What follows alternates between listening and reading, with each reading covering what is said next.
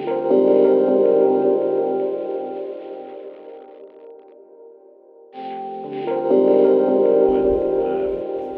sheep or planting things or doing something important. But you're very lucky because Patrick Whitefield is going to about permaculture and what he does and his perspective on things. So, without much further ado, Patrick.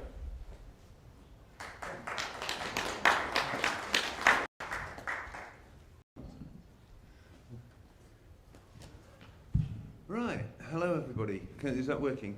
It's fine, it's fine. Good. Closer. A little closer? Yeah. All like that. So, yeah, right, this is completely extempore, no preparation whatsoever, because, as you've heard, I've only just been asked to do this a moment ago. And I asked Dan whether he would like me to talk about sort of permaculture in general, or about my personal story, and he said my personal story. So, let me get this straight. Remember back to the age of 3, I want to be a farmer. And, you know, like all through my childhood, I had absolutely no doubt about that. I went to agricultural college. And after that, I, of course, you know, not coming from directly from a farming family. My grandfather was a farmer. We just had a small holding, and which was mainly about my mother's horses. And it's actually quite rare for someone who isn't born into a farming family to end up as a farmer. I did all sorts of different things. In fact, I know that I haven't got the temperament for a farmer. You know, I have too low a boredom threshold. And there are all sorts of skills you need to have in order to farm. And actually one of them is that persistence to go on doing the same things again and again and again and get satisfaction out of it. I'm sort of going off on a side shoot here, but actually I think it is quite an important thing, because in my work, I'm a permaculture teacher, it's my job. I come across naturally a hell of a lot of people who want to go farming or smallholding or market gardening or whatever. And I think very often the thing that people don't realise is skills. You really do it. Farming is a very highly skilled job. And there's an awful lot of things that you learn, and you learn them by doing them over a long period of time. And it's much best if you start under the age of 10. You know, because you learn better then. Like, you know, like how to use a pitchfork. Okay, I know people don't use pitchforks very much nowadays, but actually, on the scale of production that my course participants usually end up doing, actually pitchforks do get used quite a lot, because it's usually pretty small scale. But, so, you know, do never, never, never underestimate the amount of skills you need in order to farm successfully. Which is another way of saying don't give up the day job. But then you need to give up the day job because it's such bloody hard work and there's so much to do. Anyway, here I am giving a sort of rather negative impression, but I don't want to do that. But what I do want to say is, you know, don't underestimate. It's very important. Don't think it's going to be easy and idyllic. It will be idyllic, but it certainly won't be easy. And I know we've got one or two people here who know, well, Chris is going to be on next. He can tell you this more from from the lion's mouth. And we've got Andy at the back there who owns this farm, and I'm sure he's got other tales to tell. So, and will do this afternoon. So myself, yeah, I got to the age of about 35 and I was lucky enough to inherit some money. And I bought a field. Because in our village, there was this old guy who was very eccentric. He had sort of half a dozen fields dotted around the parish and half a dozen cattle. But I used to say he had 5.5, but there's slight exaggerations, and one of them was falling apart.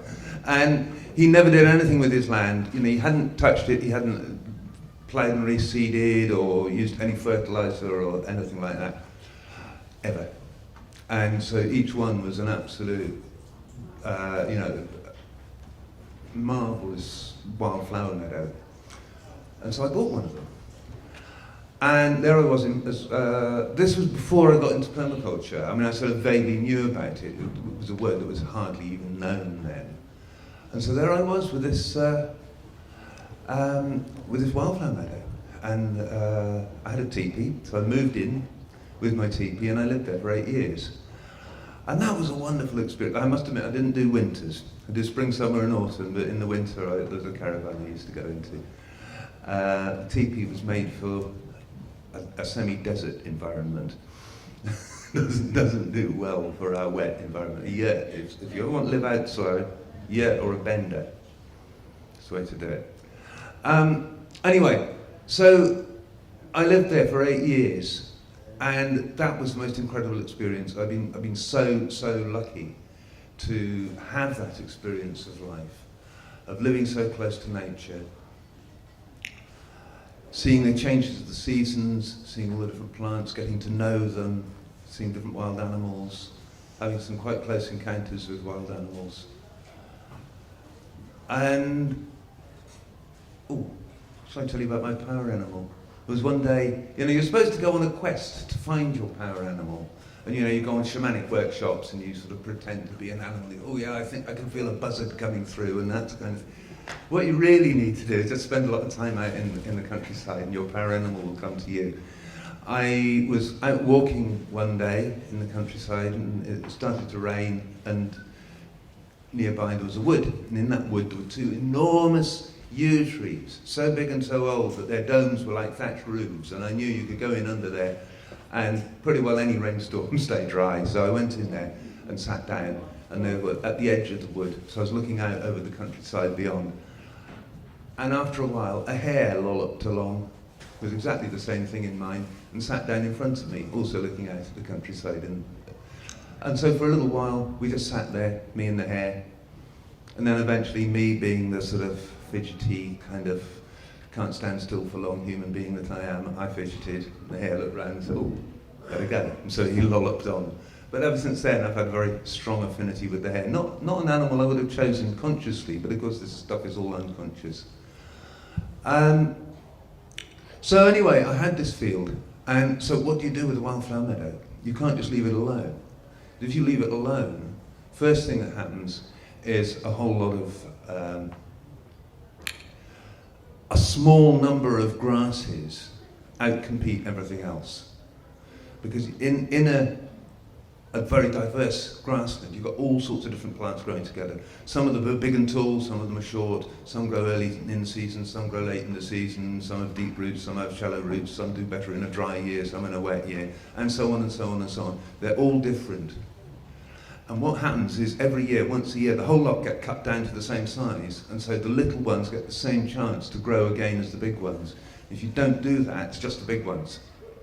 And you can end up in a very small number of years from a diversity of, say, 50 or 60 different species down to about half a dozen at most, or probably a bit less than that, just simply through that uninterrupted competition. But very interesting thing about ecosystems, that actually stress leads to diversity, and lack of stress tends to lead to simplicity. It's actually it's a very important learning for us. Once again, I'm going off on a side shoot here, but I think it's very worthwhile. Looking towards the future, what is our farming going to be like? I often take a comparison between 2 different kinds of ecosystem that you can see here in Britain. And one of them is a reed bed, a natural reed bed, and the other one is a bit of chalk or limestone downland. The reed bed is usually just one species, because it's an unusual bit of landscape in natural terms or semi-natural terms, in as much as it's at the bottom of the landscape and all the nutrients and all the water have drained down in there, and once those plants have cracked the problem of living in waterlogged soil, they have got a mass of resources in luxury. No shortage of water, no shortage of mineral nutrients, and they grow like hell, and there's one plant that does that better than all the others. And in some places it'll be reed, in other places it'll be bulrush, and they'll outcompete the lot. There might be quite a diversity of animals in the reed bed, but in terms of plants, there's one. And that is a really unusually high level of nutrients. The kind of level of nutrients that we think of normal in a garden or an agricultural field is actually very high for a natural ecosystem. You compare that with a bit of chalk or limestone downland, like some of the fields around here. they're quite short of water because chalk and limestone drain very freely, so at some point in the year they're going to suffer from water stress. They're also quite short of nutrients because it's very thin soil, and so there's not an awful lot in there.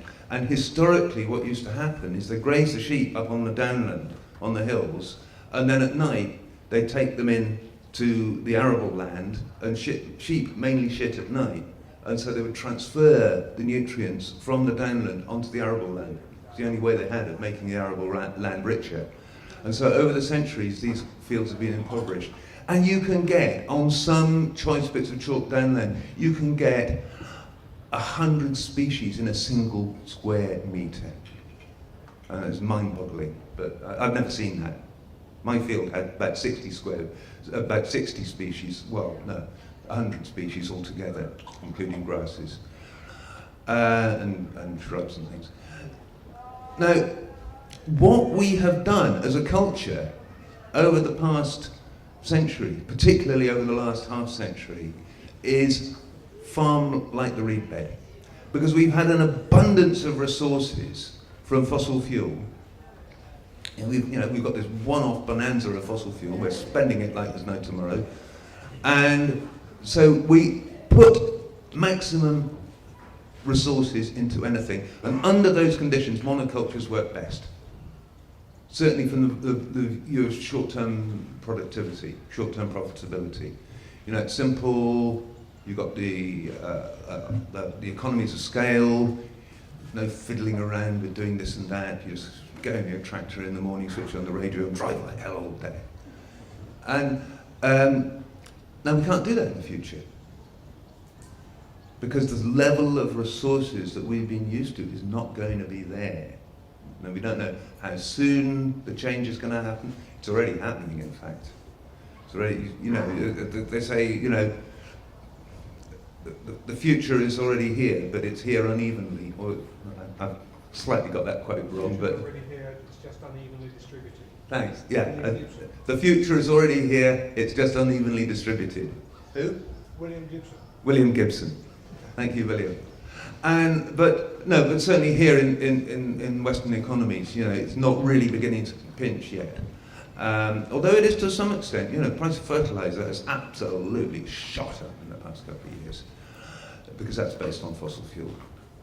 And so what we're going to have to do is we're going to have to actually farm more like the chalk downland, and have different things which exploit resources in different ways.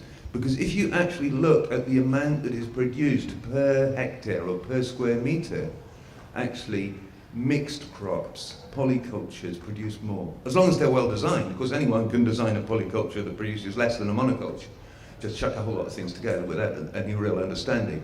But actually, if you really do know what you're doing, and you put together things that go well, one thing that's early in the season, another thing that's late, one that's tall and thin, another that's short and bushy, one that fixes nitrogen, the other that uses nitrogen.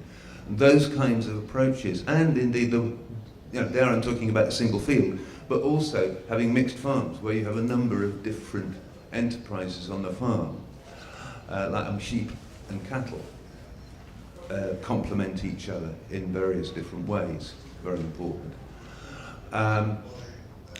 Then we can actually make the maximum use of the resources available, rather than importing a whole lot of resources. And so, that's a contrast that I've seen in nature around me, around us.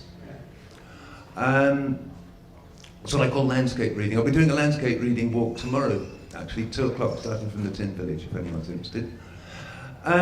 So going back to me, there I was, sitting in this field, having all these wonderful experiences, and it was wonderful. I mean, it really, I've been so lucky in my life. So lucky to have had that experience. And now I am a teacher of permaculture, and that is one of the 2 important things that I bring to my present work, having had that experience of being close to nature, and the other is my agricultural training and experience of working on farms, and of course gardening, which I've been doing pretty well all my adult life. Wherever I am, I start a garden, and in the past I start a garden and move on, start another one, move on. And there's a wonderful, you know, my favourite, all-time favourite quote, and I don't know who first said it, is, live as though you're going to die tomorrow, but farm as though you're going to live forever. Sometimes people say, well, you know, I'd like to plant fruit trees, but I might not be here in 5 years.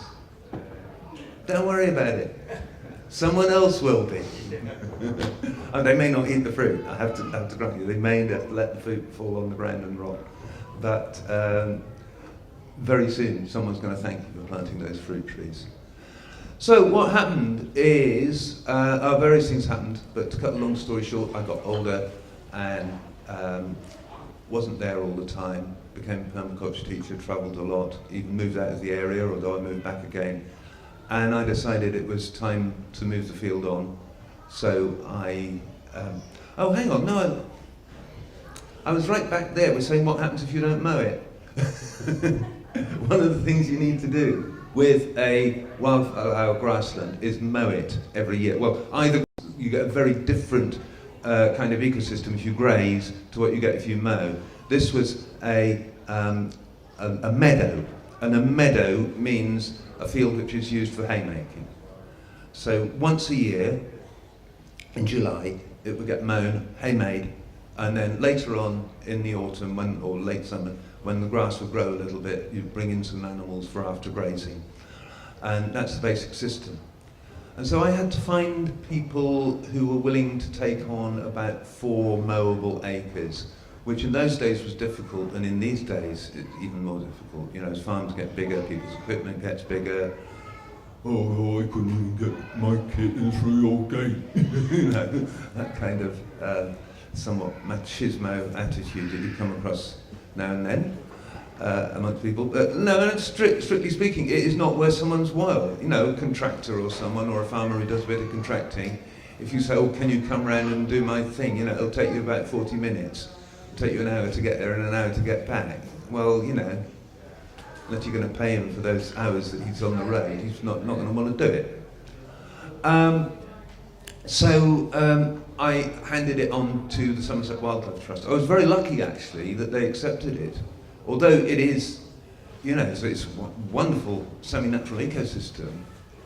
But at the time, they were, you know, really not flush with cash.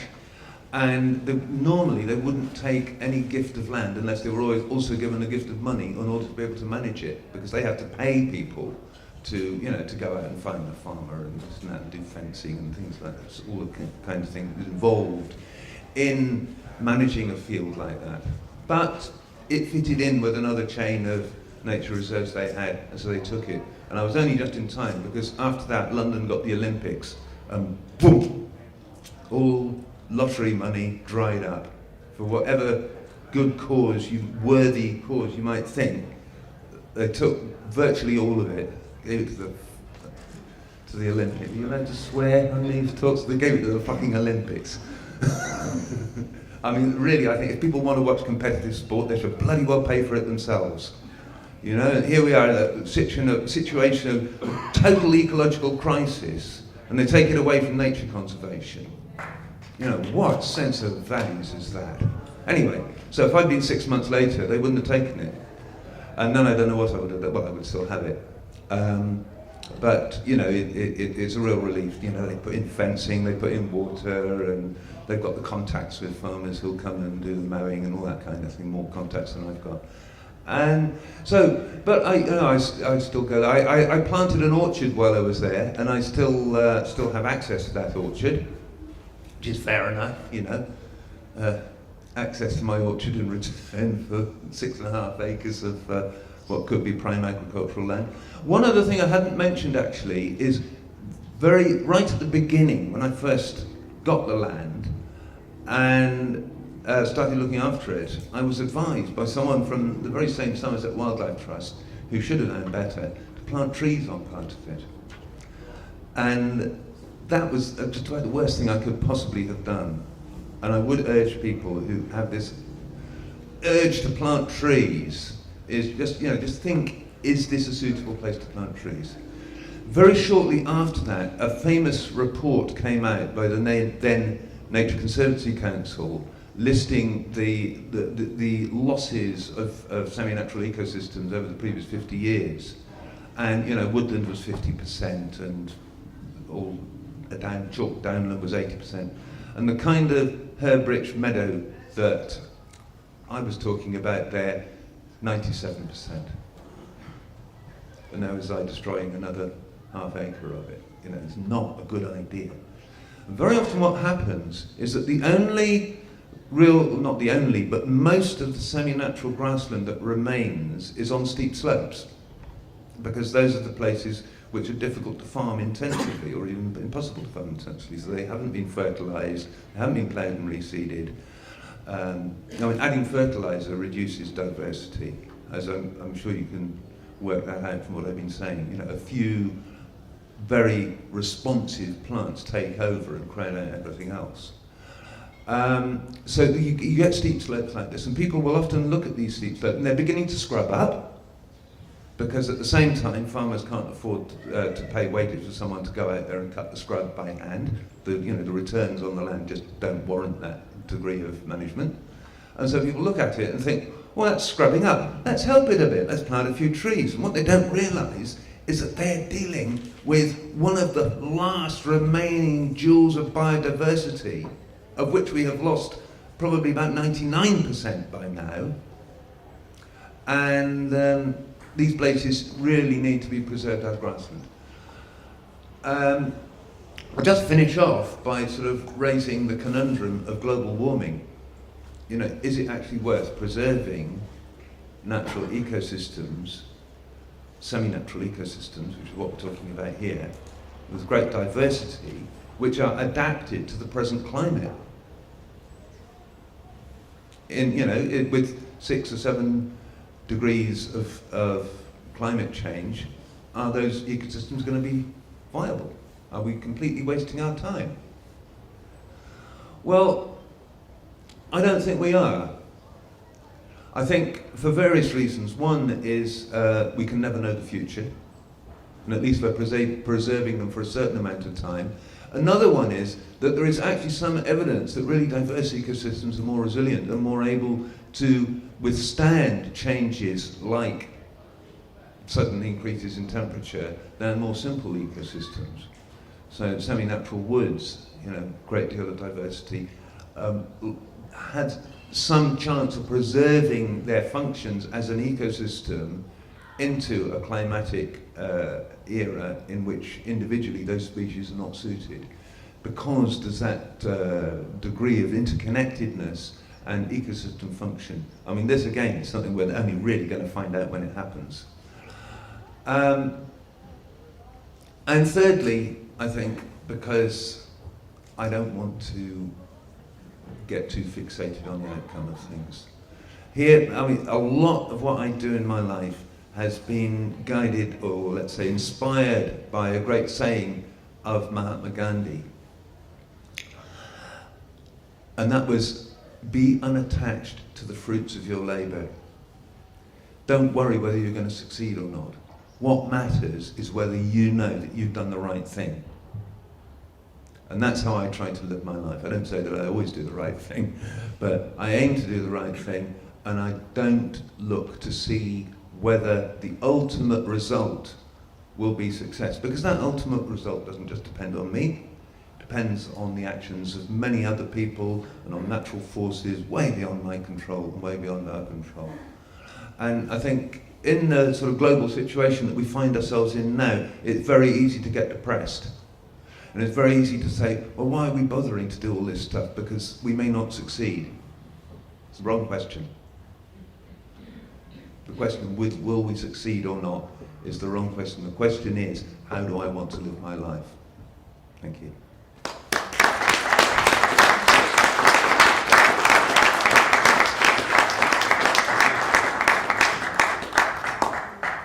Thank you very much, Patrick. In fact, I think we've got to switch it on. Sorry. At the bottom. Hello. So we've got. Does anyone have any burning questions? We've got a Q&A session just before lunch, where hopefully the morning's presenters will be amassed for questions then. But does anyone have any burning questions for Patrick now? just an observation. Having farmed very intensively in the 80s. I'm just going to keep this because it's being recorded. Shall I go back up there? Over the microphone.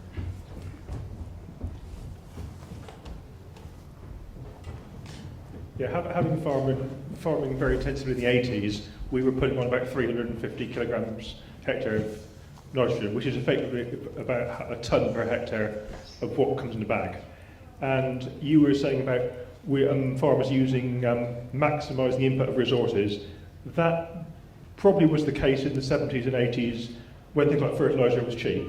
Fertiliser is not cheap now. Fertiliser use is optimised. I was down at Friends a couple of weeks ago on his combine. The combine's got all yield mapping. He's got a fertiliser spreader that basically is run by the computer that follows the yield mapping and optimises the inputs, because we don't want to waste stuff. We don't want to pollute. Is that I've been in conventional farming all my life and was a member of the Soil Association for a dozen years and became very frustrated by the attitude, because the attitude was knocking conventional farming rather than promoting what they were doing, and it seemed really unfortunate. You don't promote something. If your thing is good, you don't knock the opposition, and that's just an observation. Yeah, thank you for that. And I think that is, it's rather like what I was saying, the future's already here. That people aren't chucking fertiliser back the way they used to. And I think the key to what you've said is optimising the level of nutrients. And what we're looking for in the future is a suboptimal level of nutrients. And so precision farming is, it's like sort of the appropriate response within the paradigm that we've been living within up to now. And, really, of course, we should have been doing it back in the 80s, but we went because fertiliser was cheap. Yeah. Well, no, we didn't. Of course, no. Yeah. What was that? Yeah. Little point of not having the technology exactly.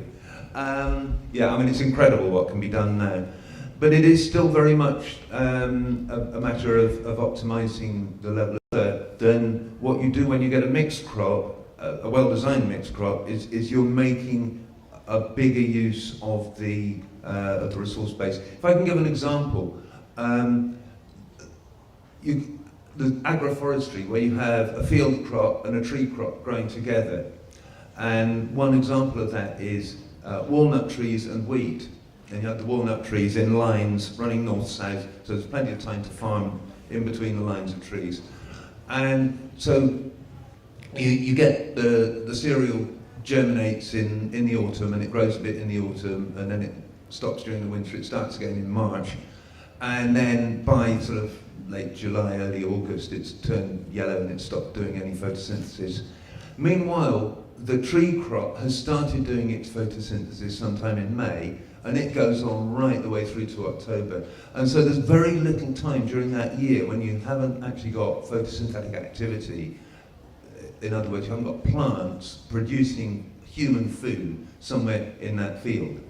And so you're making more complete use of the resource of sunshine. You're also making more complete use of nutrients, because you've got the deeper root of the trees catching anything that might have got leached down below the level of the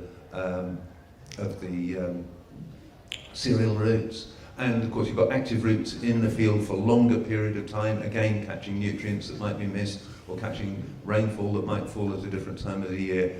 So you're basically making more complete use of the resources. But it's more complicated to manage, because you've got two crops in the same field.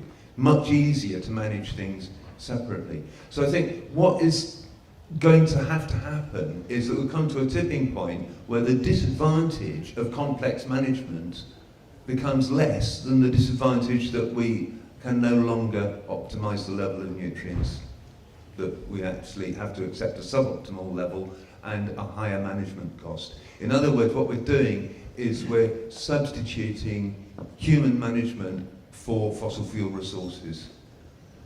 And inevitably it will mean more people employed on the land. Great, thank you. Can I just do a quick... Thank you for raising that. And much more skilled people as well. Yes. You're proactively managing it rather than reactively managing it. Yes, thank you. So there we go, lots more skilled labour needed in the fields if anyone needs a job. It's one of the best jobs you can have, and it's for a resilient future. So kind of a quick follow-up question, if I may, on that is: do you then see that there is an optimal scale for food production as well, or an optimal size of farm? You're saying that there's the tipping point, but that tipping point is not just economic; it can be across different scales as well. How have you found in your broad experience of permaculture and farming that there is a size which is the best size? You know, obviously given terrain and so on and so on.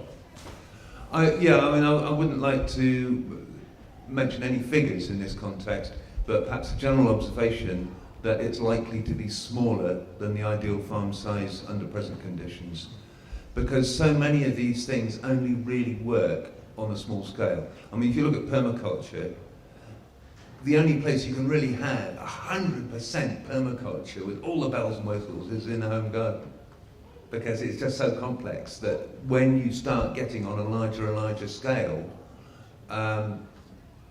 you have to start making compromises, saying, okay, we'll have to take that bit out of the mix because it doesn't work on a slightly larger scale, and then things become a little bit simple. Still, there's still a lot you can do, but I think in relative terms, I think we probably are heading for smaller farms. But who knows? I hate trying to predict the future. There's only two things we know about the future. One of them is that we're all going to die. And the other one is that apart from that, we don't know anything. Well, that's not quite true. We can talk about general trends in the future. And I think that is probably going to be one, a trend back towards smaller farms. But I wouldn't exclude precision farming, a lot of high technology. I hate that when that phrase "going back" creeps into the conversation, because people immediately start saying, "Oh, yeah, I remember what it was like, 50 years ago. It was utter drudgery, and we don't want to go back to that." And we're not talking about going back to that. We're talking about going forward into a future where we take the best of both the old and the new. Okay. Any more questions?